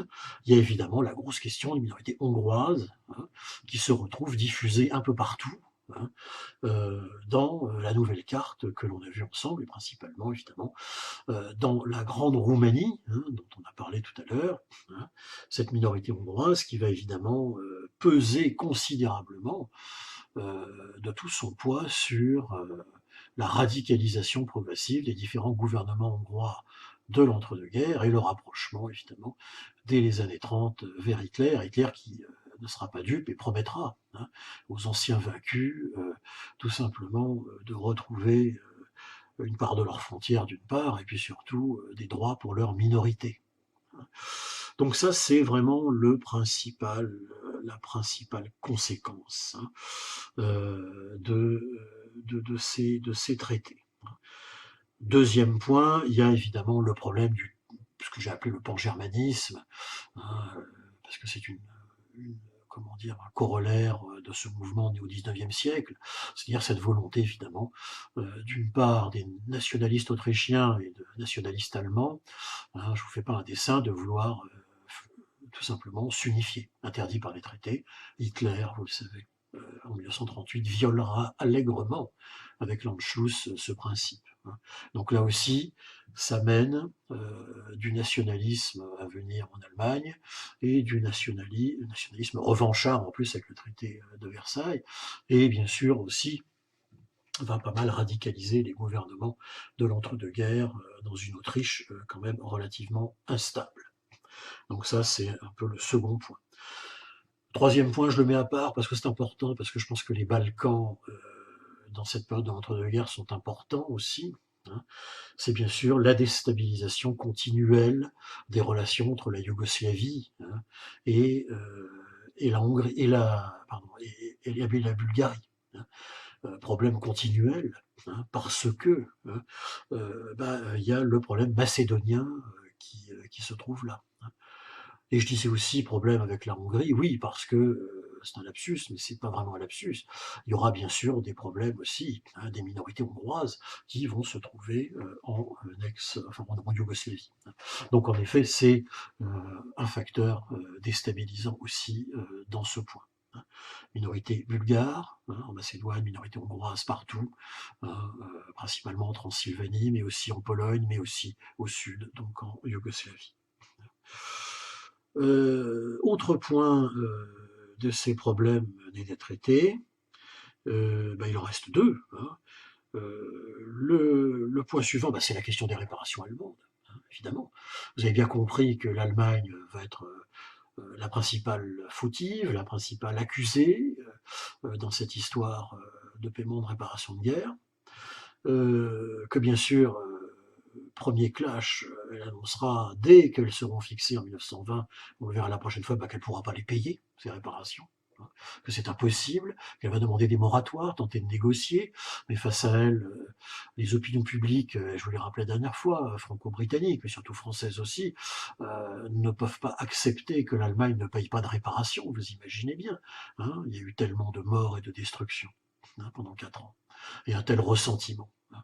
Donc comment reconstruire quelque chose, ça ne va pas être facile. Hein. On le verra la prochaine fois. Donc ça aussi, facteur de déstabilisation de ces relations internationales qui commencent, hein, dans les années 20. Et puis, même s'il va être largement sous contrôle mandataire des alliés franco-britanniques, on a, vous l'avez bien compris, la naissance d'un Proche-Orient et d'une Afrique du Nord qui vont être instables, hein, instables du fait de la dissolution, hein, de l'Empire ottoman. Hein. Instable aussi, on le verra peut-être pas nécessairement immédiatement, mais dès que des problèmes vont surgir dans cette zone, et il va y en avoir, on le verra, puisqu'on examinera bien sûr, hein, vous l'avez bien compris, toute une série de crises internationales qui vont apparaître les unes après les autres, hein, pendant toute cette histoire du XXe siècle. Faire de l'histoire des relations internationales, c'est aussi étudier la succession des crises internationales qui vont se dérouler. Hein. Et bien sûr, celles qui vont concerner le Proche-Orient, celles qui vont concerner une partie de l'Afrique du Nord, auront largement, en effet, pour origine, hein, la façon dont on a, avec les accords Sykes-Picot notamment, un peu rapidement sans doute, voulu redéfinir des nouvelles frontières dans la région où il y a des problèmes de minorité, tout pareil qu'en Europe centrale. Hein. Je l'ai dit tout à l'heure, j'en ai évoqué deux, hein, à la fin de l'évocation du traité de Sèvres. Minorité des Kurdes, encore des problèmes, vous l'avez bien compris, aujourd'hui même dans la Turquie actuelle, hein, au sujet des Kurdes, hein, rappelez-vous. Bon, minorité arménienne, hein, et j'évoque même pas ici la question du génocide arménien qui a lieu pendant la guerre de 14-18, génocide dont la reconnaissance est progressive, comme vous le savez, à l'heure actuelle. Hein. C'est encore aujourd'hui un sujet de débat, tout ça. Hein. Donc, vous voyez bien, hein, que ce traité de Sèvres, lui aussi, hein, a été générateur des mêmes problèmes que les autres, hein, qui ont été signés et qui ont remodelé ainsi, hein, la carte de l'Europe, une partie de la carte de l'Afrique du Nord et du Proche-Orient. Voilà les conséquences, hein, si vous voulez, hein, de vraiment ce qu'on voulait évoquer ici, hein, sur les enjeux, hein, des relations internationales après la Grande Guerre. Puis bon, on ne peut pas terminer, si vous voulez, ce propos d'aujourd'hui sans évoquer évidemment ce qui va se passer en Russie, hein, c'est-à-dire la révolution bolchevique. La révolution bolchevique, pourquoi? Qu'est-ce que c'est? Qu'est-ce donc qui se passe là? Bah, faut revenir, rappelez-vous, on l'avait parlé, hein, quand je vous avais brossé le détail de l'Europe des grands empires, etc. En 1914, on avait parlé de l'empire tsariste, hein, dynastie des Romanov, en place depuis quand même plusieurs siècles. Hein. Et cette dynastie des Romanov n'a pas voulu, difficile à dire, réformer un empire qui est une véritable théocratie quelque part. Hein. C'est-à-dire que à partir du XVe siècle, hein, il faut remonter jusque-là, la chute en 1453 de l'Empire byzantin, au profit de la création de l'Empire ottoman, vous imaginez l'événement considérable que cela représentait, eh bien c'est Moscou, hein, qui a pris le relais, notamment, que l'on a appelé la troisième Rome, puisque la première Rome, Rome en Italie, la deuxième c'est Constantinople, hein, évidemment, jusqu'au XVe siècle, et puis la troisième, en tout cas c'est une certaine lecture qui l'indique, c'était la Russie orthodoxe, Sainte Russie orthodoxe, hein, unifiée par les tsars. Le mot tsar, hein, retenez-le pour votre culture personnelle, ça veut dire César. Hein. Ça vient de César, comme Kaiser en Allemagne, hein, Kaiser Guillaume II, etc. C'est empereur. Hein, empereur, donc César, empereur, Kaiser, ou donc tsar. Et le tsar, hein, effectivement, se veut à la fois souverain spirituel et temporel. Hein.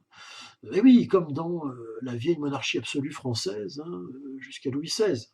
Hein, on a affaire à un système vraiment, une structure presque médiévale, hein, dans cet empire qui n'a pas beaucoup bougé, à part quelques réformes, hein, de quelques tsars justement au XIXe siècle, hein, quelques libéralisations, la création d'une Douma, c'est-à-dire une assemblée, hein, populaire notamment. Hein.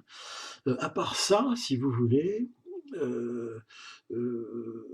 en 1905, hein, 1907, moment où de grandes révolutions, de grandes révoltes, de grandes grèves vont avoir lieu, hein, qui seront répétition un peu de la révolution elle-même, hein, jusqu'à cette période-là, hein, eh bien, on a peu de réformes et on vit dans une société qui est très très très féodalisée, avec des serfs, des esclaves, etc. Voilà ce qu'est la Russie à ce moment-là. Un pays de 170 millions d'habitants, hein, en 1914, donc tout à fait considérable, avec une armée de 8 millions d'hommes. Hein, c'est bien pour ça peut-être que les Occidentaux, notamment la France, hein, avaient fait cette alliance de revers, hein, en pensant que Nicolas II serait efficace et écraserait évidemment les puissances centrales. Hein, bon, bah, sauf qu'on n'avait pas prévu que la Russie sortirait du jeu par une révolution. Hein. Et donc voilà, hein, si vous voulez, un peu ce qui se passe. Après la grande révolte de 1905, hein, et d'autres qui vont suivre, mais qui seront quand même, si vous voulez, réprimés. Hein. Il y a quand même l'abolition du servage. Hein. C'est quand même un grand acquis jusque-là. Puis cette Douma qui est une assemblée embryonnaire, si vous voulez. Et la guerre de 14 va précipiter la Russie dans un véritable chaos. La Russie s'engage dans le conflit, rappelez-vous, hein, ne serait-ce que par soutien à la petite Serbie, hein, et puis ensuite évidemment renforcée par ses alliés franco-britanniques, pas de problème, hein, mais les premiers succès, si vous voulez, n'aboutissent pas, hein, enfin seront éphémères, hein, et rapidement, la Russie va subir elle aussi le choc de la guerre de tranchées. Seulement là, évidemment, c'est un État beaucoup plus fragile, si vous voulez, que les franco-britanniques de l'époque. Hein. Et la société russe s'effondre littéralement, et c'est une révolution qui éclate. Hein. Au début de l'année 1917, avec un gouvernement révolutionnaire, mais de type classique, si vous voulez, hein, qui aurait peut-être mené à une monarchie constitutionnelle si Lénine ne s'en était pas mêlé, hein, qui va d'abord être dirigé par le chef de ces révolutionnaires, première méthode, si on peut appeler ça, que l'on appelle Kerensky, hein, qui donc va gouverner un gouvernement provisoire de mars à octobre 1917. On arrive évidemment à la fameuse révolution d'octobre, hein, puisque Lénine va rentrer d'exil. Hein, rappelez-vous que l'Allemagne, hein, avait facilité le transfert de Lénine vers la Russie, en espérant évidemment déclencher une révolution et affaiblir, hein, ainsi l'adversaire russe. Calcul qui a été sans doute bien au-delà des espérances allemandes, parce que oui, il y a eu la paix de Brest-Litovsk, mais la suite, on le sait, est quand même plus que dramatique. Hein. Et donc, avril 17, Lénine rentre en Russie. Lénine se fait acclamer, bien sûr, à Pétrograd, Saint-Pétersbourg, la capitale. Hein. Et évidemment, fin octobre 1917, c'est la révolution d'octobre qui éclate, et les bolcheviks, c'est-à-dire donc le groupe, hein, le petit groupe de communistes minoritaires, hein, armés, hein, dirigés par Lénine, eh bien tout simplement font ce qu'on appelle un coup d'État. Hein. C'est ça la révolution d'octobre. Hein. La vraie révolution, c'est celle de Kerensky, une révolution démocratique, comme tout le monde, si on peut dire. Hein. Mais le coup d'État des bolcheviks, c'est un véritable coup d'État. Évidemment, la propagande le présentera ensuite comme étant la révolte du peuple soviétique, enfin, futur soviétique, contre l'oppression, etc., etc. Mais en fait, hein, c'est un coup d'État qui est mené, hein, et c'est la prise du palais d'hiver, hein, la fin du gouvernement provisoire. Le tsar est arrêté avec toute sa famille. Hein, et donc le gouvernement provisoire donc prend la fuite, hein, et Lénine crée un gouvernement composé de commissaires du peuple, dont il est le président. Trotsky va prendre les affaires étrangères, hein, ce sont les leaders, les vieux leaders, hein, communistes, et également Trotsky va prendre le contrôle aussi de l'armée. Hein, l'organisation de la vieille armée impériale, la purgée de ces éléments qui ne se soumettent pas, si on peut dire, pour la transformer en armée rouge. Hein, voilà. Et puis, Staline, hein, qui est un Géorgien, un russe des provinces du sud, hein, Staline, donc, qui sera chargé, commissaire aux nationalités. Et le programme de ce gouvernement révolutionnaire, donc, qui remet Moscou comme capitale, bah oui, Saint-Pétersbourg, hein, depuis Pierre le Grand, était devenu la capitale, la grande vitrine occidentale de la Russie tsariste, en fait, ça, c'est une autre époque, évidemment, au XVIIIe siècle, hein, mais la vieille capitale, celle de, par exemple, de Ivan le Terrible, hein, c'était Moscou. Hein. Et donc la capitale est réinstallée à Moscou, au Kremlin, hein, les bolcheviks s'installent, et le programme repose sur 3 points précis. Un décret sur la paix, donc tout de suite arrêter cette tuerie de la guerre de 14, les émeutes, vous savez, les mutineries 1917, c'est pas qu'en France, hein, c'est partout, il y en a en Allemagne aussi, ils sont réprimés, il y en a évidemment sur le front russe, hein, c'est partout ces mutineries. Hein, qui récupérés peut-être par les communistes, mais qui veulent surtout mettre un terme, hein, à cette boucherie épouvantable de la guerre de 14. Je vous ai suffisamment détaillé la semaine dernière, hein, les détails de cet aspect meurtrier qu'a été cette guerre, hein, où les hommes ont peut-être plus souffert encore que lors de toutes les guerres précédentes. Hein. Rappelez-vous des gueules cassées, hein, la guerre de 14, ne serait-ce que ça. Donc la paix. Ça, les bolcheviks l'ont promis tout de suite, on arrête, on fait une paix blanche, c'est-à-dire que ni vainqueur ni vaincu, on négocie avec l'Allemagne, qui en plus, l'Allemagne qui ne demande que ça, si on peut dire, parce que, bah, bien sûr, après les grands échecs de la bataille de la Somme, de la bataille de Verdun, en 1916, bah, ça commence à s'affaiblir pas mal, il y a pas mal de problèmes, il y a des embargos, il y a de la famine dans l'Empire d'Autriche-Hongrie aussi, un peu partout, et il serait temps de trouver un nouveau souffle. Et voilà que Lénine, en janvier 1918, va faire signer cette paix blanche, donc qui est la paix de Brest-Litovsk, ce qui permet à l'Allemagne, d'une part, de ne plus avoir de conflit à l'Est et de rapatrier toutes les troupes le plus vite possible pour mener une offensive majeure, hein, sur le front ouest. Hein. Mais là, Foch va les prendre de court en septembre 1918, parce que la grande contre-offensive française va percer le front, et notamment parce que aussi, je vous le rappelle encore une fois, c'est pas inutile, les puissances centrales seront affaiblies parce que le front sud, lui, va céder et s'écrouler comme un château de cartes. Et c'est d'ailleurs en partie pour ça probablement que Foch réussisse à percer en septembre 18. Hein.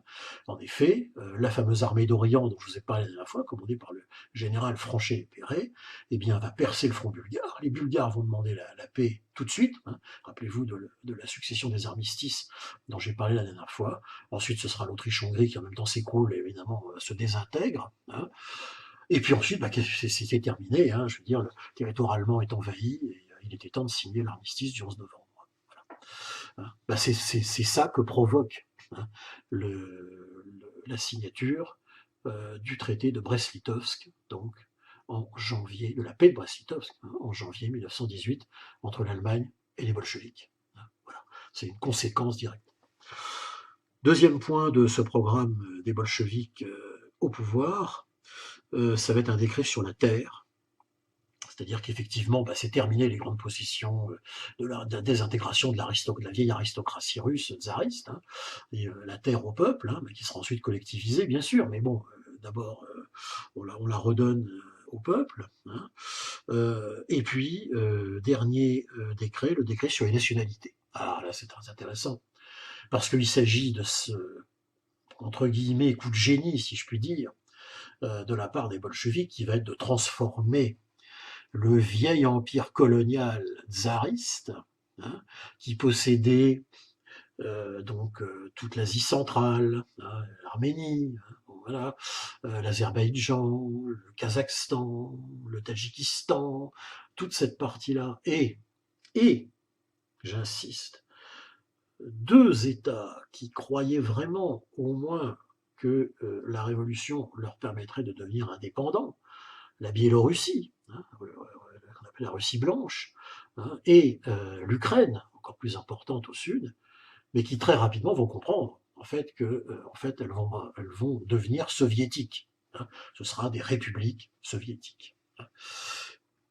Et ça, c'est important de le préciser parce que, bien sûr, c'est une des conséquences de la révolution bolchevique, et c'est aussi pour ça, et on aura l'occasion d'en reparler, qu'une historienne, toujours en vie aujourd'hui, mais bien âgée, qui s'appelle Hélène Carrère d'Ancos, hein, une élève de Jean-Baptiste Durosel, justement, le cofondateur avec Pierre Renouvin de l'école de l'histoire des relations internationales, écrira un livre dans les années 70, tout le monde rira à l'époque, qui s'appelle la gloire des nations. Et ce livre, c'est quoi? Elle anticipait, en fait, avec une dizaine d'années d'avance, mais sur la base d'analyses historiques, hein, que l'Union soviétique, hein, c'était en fait l'héritière de ce grand empire colonial créé par les tsars. Hein.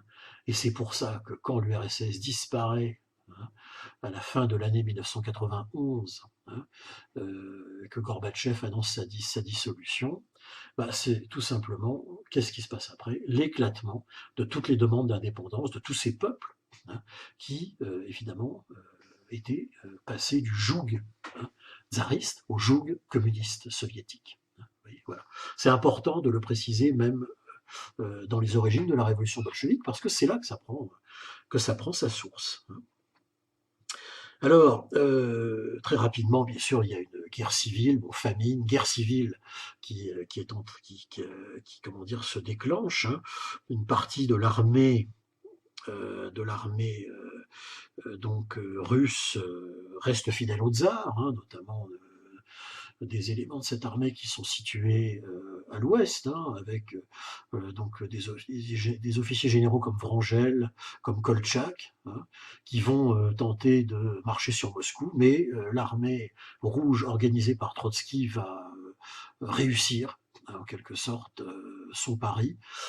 Ce sera l'écrasement donc de ce qu'on appellera les Russes blancs, terrible guerre civile, hein, qui va durer presque jusqu'au début des années 20.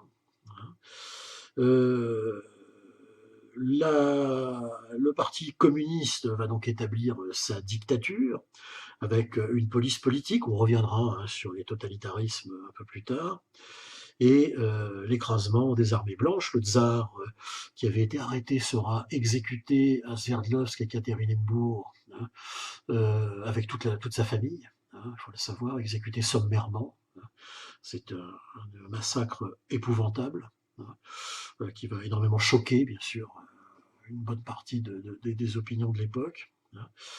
Et Lénine, donc, va mettre en place, hein, dès le début des années 20, ce qu'il va appeler la nouvelle économie politique. On y reviendra, c'est important, sur le début des années 20, qui va être une politique en fait de reconstruction, hein, en mélangeant un peu quelques notions capitalistes, hein, en faisant un peu quelques entorses à l'application du communisme pour reconstruire évidemment la Russie qui avait pas mal souffert, hein, de la première guerre mondiale. Hein. L'URSS elle-même est créée en 1922. Hein, et Staline, progressivement, va écarter Lénine, hein, qui meurt en 1922, Lénine, et Trotsky, lui, sera écarté également, exilé, et vous le savez, exécuté par un agent à la solde du GPU, service secret donc soviétique stalinien, en 1940 à Mexico. Ainsi, l'URSS donc est bel et bien la deuxième puissance émergente dont je vous avais parlé après la guerre de 14-18, et vous avez bien vu ici les grands cadres, hein, de sa mise en place. On y reviendra la prochaine fois, car tout comme les États-Unis vont revenir un peu sur le plan financier au début des années 20, eh bien les soviétiques aussi vont apparaître. Mais je ne vous en dis pas plus, nous les examinerons la prochaine fois. Et puis enfin, pour terminer, quatrième, dernier point, hein, si vous voulez, 1918-1920, donc de nouvelles, hein, relations internationales, un peu pour terminer, hein, si vous voulez, et conclure le troisième point sur la révolution bolchevique. Hein. Ce dernier point, donc, un peu en conclusion, si vous voulez, va être donc de vous lister les grands enjeux des relations internationales au début des années 20, hein, et qui sont donc ceux-ci. Hein. Je termine là puisque j'ai un peu déjà dépassé notre horaire. Hein. Donc, première chose, contenir autant que possible, évidemment, on l'a bien compris, l'extension de la révolution bolchevique, hein, ça va devenir la grande peur, hein, des années 20, hein, ce risque de multiplication de révolutions pour faire comme à Moscou. On l'a bien vu que c'est bien arrivé en mars 1919 à Budapest. Alors. Donc, c'est vraiment un point sur lequel on va se focaliser. Malheureusement, ça va empêcher de voir la dangerosité, par exemple, de l'arrivée au pouvoir dès les années 20 d'un personnage comme Mussolini. Hein, voilà, une des conséquences peut-être perverses de cette peur. On veut éviter avant tout aussi le retour de la puissance allemande, hein, ou des puissances centrales. Donc, même si on va les écraser de réparation, on veut exiger qu'ils payent les réparations, on craint évidemment ce retour de la puissance allemande. Et puis, le troisième, c'est de maintenir le système démocratique dans le monde, hein, par tous les moyens, c'est-à-dire de consolider absolument ce glacis démocratique. Je vous rappelle qu'à la faveur de la victoire de la guerre de 14-18 et des traités de paix, de toute cette réorganisation du monde que nous venons de voir, eh bien, l'ensemble des pays d'Europe de l'époque, hein, évidemment Union soviétique naissante mise à part, sont tous des pays qui sont des démocraties, des monarchies parlementaires, et qui sont surtout pour la plupart, hein, des alliés des puissances occidentales. Hein. Il s'agit d'un rayonnement des valeurs démocratiques que l'on n'a jamais vraiment revu, sauf peut-être après la chute du mur de Berlin en 1989, au début des années 90. Parce qu'après 39-45, si vous voulez, personne ne se fait d'illusions. Hein. Ce qui arrive de l'effondrement du Reich et de ses alliés, hein, bah, c'est la confrontation directe entre les deux grands vainqueurs, hein, que sont les puissances occidentales, hein, autour des États-Unis, et évidemment l'Union soviétique et ses alliés. Et là, il n'y a pas vraiment un grand rayonnement des valeurs démocratiques. C'est plutôt le début d'une confrontation qui a duré pendant plusieurs décennies. Hein, et ça aussi, nous aurons l'occasion d'y revenir. Alors, je vous remercie pour votre attention pour ce second cours. Hein. Je vous rappelle que les fiches résumées, plans, cartes, petites vidéos de résumé, tout cela est mis à votre disposition, hein, dans les envois quotidiens que je fais pour notamment vous aider pour la révision du partiel.